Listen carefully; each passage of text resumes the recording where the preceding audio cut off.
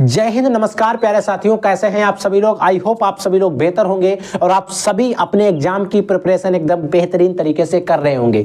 तो प्यारे बच्चों, जो भी बच्चे 24 फरवरी को हिंदी का बोर्ड एग्जाम देने वाले हैं, आज का वीडियो उनके लिए सबसे ज़्यादा इंपॉर्टेंट होने वाला है, क्योंकि आज हम बात करने वाले हैं हिंदी के 25 सबसे महत्वपूर्ण जो क्वेश्चन है, जो ऑब्जेक्टिव क्वेश्चन है, जिसमें हम गद्य और पद्य दोनों के खंडों की बात करेंगे और ऐसे क्वेश्चन डिस्कस करेंगे जो हर साल पेपर में आने वाले हैं, हर साल किसी ना किसी पेपर में पूछे जरूर जाते हैं और बोर्ड परीक्षा 2025 के लिए सबसे ज़्यादा इंपॉर्टेंट है। और सभी से आपसे रिक्वेस्ट करूंगा कि आप 4 से 5 मिनट 6 मिनट में इन सभी क्वेश्चंस का एक तरीके से अच्छे से रिवीजन कर लेंगे, ताकि अगर ये बोर्ड के पेपर में आते हैं तो आपको इनको पढ़ जरूर लेना है। ठीक है, एक क्वेश्चन बच्चों हम एक बार पढ़ चुके हैं, आज हम इनका करेंगे रिवीजन। तो जो भी नए बच्चे हैं वो इनका रिवीजन नहीं, वो एक बार पढ़ लें, अच्छे से समझ लें। वो एक बार रिवीजन करने के लिए इस वीडियो को कहीं पर शेयर करके रख लें, क्योंकि बार बार रिवीजन कराना बच्चों मुश्किल हो जाएगा। तो आप लोग इसको, जो भी बच्चे पढ़ चुके हैं उनका रिवीजन हो जाएगा, और जो जिन लोग पहले पढ़ रहे हैं, जो हमारे साथ पहले से नहीं जुड़े हुए हैं, उनका इस तरीके से वो पहली बार पढ़ लेंगे और रिवीजन वो खुद से कर लेंगे। एक बार इस वीडियो को शेयर करके कहीं पर रख लेना और आप इसका रिवीजन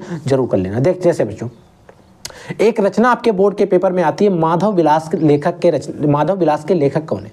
माधव विलास जो है एक रचना है, इस माधव विलास रचना के लेखक कौन है। यहाँ पर बिल्लठनाथ दिया गया, नाभादास, गोकुलनाथ। ऐसे ही बोर्ड के पेपर में अभी आपको कई ऑप्शन दिखाई देंगे, 4 ऑप्शन दिखाई देंगे, उनमें से एक कौन सही होगा, लल्लू लाल, याद रख लेना। ठीक है, अगली रचना है खड़ी बोली गद्य के विकास का प्रारंभ युग कौन सा था। देखो, खड़ी बोली गद्य के विकास का प्रारंभिक युग जो था वो कौन सा था, वो था बच्चों भारतेंदु युग। और भारतेंदु युग के जनक जो माने जाते हैं भारतेंदु हरिश्चंद्र जी हैं। ठीक है, याद रख लेना, क्वेश्चन अगर बोर्ड के पेपर में आता है तो आप इसको इजीली से कर पाए। अगला रचना है अष्टयाम के रचयिता कौन है। अष्टयाम एक रचना है, इस अष्टयाम के रचनाकार कौन है, इस अष्टयाम के रचयिता कौन है। तो याद रख लेना, अष्टयाम के रचयिता कौन है, नाभादास है। अगर बोर्ड के पेपर में आता है तो आप इसको 110% करके जरूर आएंगे। ठीक है, सुख सागर के लेखक कौन है। एक रचना है जिसका नाम है सुख सागर। इस सुख सागर लेखक रचना के लेखक कौन है, तो बच्चों हैं मुंशी सदा सुखलाल जी, याद रख लेना। भारतेंदु युग से पूर्व गद्य के लेखक कौन से।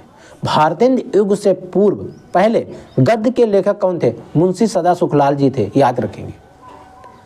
खड़ी बोली गद्य की प्रथम रचना कौन सी है। खड़ी बोली गद्य की जो प्रथम रचना है वो कौन सी है, वो बच्चों आपकी है गोरा बादल की कथा। इंपॉर्टेंट है, याद जरूर रखेंगे। ठीक है, अगला क्वेश्चन देखो, अगला क्वेश्चन है रानी केतकी की कहानी के लेखक कौन है। रानी केतकी की कहानी जो है, इसके लेखक जो हैं वो हैं इंसा अल्लाह खां जी, याद रखेंगे। ठीक है, अगली है ध्रुव स्वामिनी नाटक के लेखक कौन है। एक नाटक है जिसका नाम है ध्रुव स्वामिनी, उसके लेखक कौन है, उसके नाटक के लेखक कौन है, रचनाकार कौन है, तो वो है बच्चों जयशंकर प्रसाद। 100% आपको याद रख लेना है। जयशंकर प्रसाद की एक रचना है कंकाल और एक रचना है तितली, जो इनके 2 प्रसिद्ध उपन्यास हैं, वो भी बोर्ड के पेपर में पूछे जाते हैं, तो आपको याद रख लेना है। जयशंकर प्रसाद के कंकाल और तितली 2 प्रमुख उपन्यास हैं, इनके बारे में भी बोर्ड के पेपर में पूछा जाता है, तो आप याद जरूर रखेंगे। ठीक है, देखो जो अगली आपकी रचना है कि पृथ्वीराज रासो का रचना काल कौन सा है। तो देखो बच्चों, पृथ्वीराज रासो का जो रचना काल है वो वीरगाथा काल है।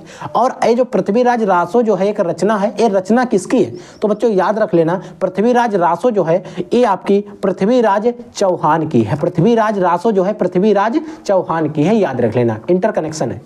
परमाल रासो के रचयिता कौन है। एक रचना है परमाल रासो, इस परमाल रासो के रचनाकार कौन है, वो है बच्चों जगनिक। चौथा वाला ऑप्शन आपका सही है, जगनिक जी हैं। ठीक है, याद रखेंगे। अगला क्वेश्चन देखो, कबीर के गुरु का नाम बताओ। कबीर के गुरु का क्या नाम था, रामानंद। इंपॉर्टेंट क्वेश्चन है, बोर्ड के पेपर में अगर आता है तो आप इसको जरूर करेंगे। ठीक है, निहार कृति है, निहार कृति महादेवी वर्मा की है।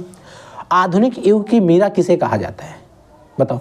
आधुनिक युग की मीरा किसे कहा जाता है, महादेवी वर्मा को या सुभद्रा कुमारी चौहान को, किसे कहा जाता है, महादेवी वर्मा को। अगला है प्रेम माधुरी के रचनाकार कौन है। प्रेम माधुरी के रचनाकार कौन है, वो है भारतेंदु हरिश्चंद्र जी। तार सप्ताह का संपादक किसने किया, अज्ञे जी ने किया। कब किया, सन 1943 में किया। आंगन के पार द्वार, इसके रचनाकार कौन है, आंगन के पार द्वार जो है रचना है, ये भी आपकी अज्ञे जी की रचना है। ठीक है, समझ गए। अगला देखो, इसमें से द्विवेदी युग की कृति कौन है, द्वापर। द्वापर जो है द्विवेदी युग की कृति है।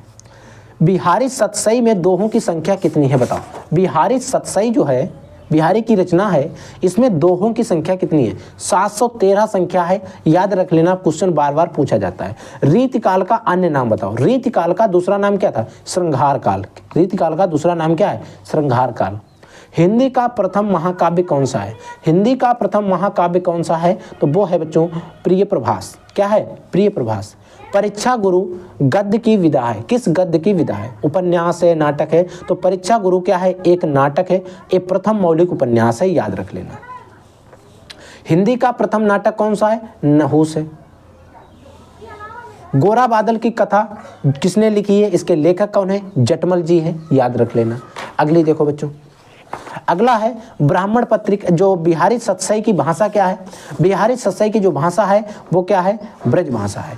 ब्राह्मण पत्र के संपादक कौन है? प्रताप नारायण मिश्र। और यहाँ पर आपको HW यानी कि होमवर्क में आपसे दिया गया है, हंस पत्रिका का संपादक किसने किया? हंस पत्रिका के संपादक कौन है? इसका आंसर वीडियो के कमेंट सेक्शन में जरूर बताना। ठीक है बच्चों, आई होप आज के इस वीडियो में जो हमने आपको 25 क्वेश्चन बताए हैं और इन सभी क्वेश्चंस को कम से कम टाइम में पढ़ाने का पूरा प्रयास किया है, ताकि आपका समय लॉस ना हो, हम बकौती ना करें और आपका समय लॉस्ट ना हो। क्योंकि अब आपके पास टाइम उतना नहीं है कि आप हमारी बातें सुनेंगे, मैं आपको वो चीज़ बताऊंगा जो आपके लिए इंपॉर्टेंट रहेगी। ठीक है बच्चों, आप लोग पढ़िए, आगे बढ़िए। I will take next class. तब तक के लिए जय हिंद, वंदे मातरम।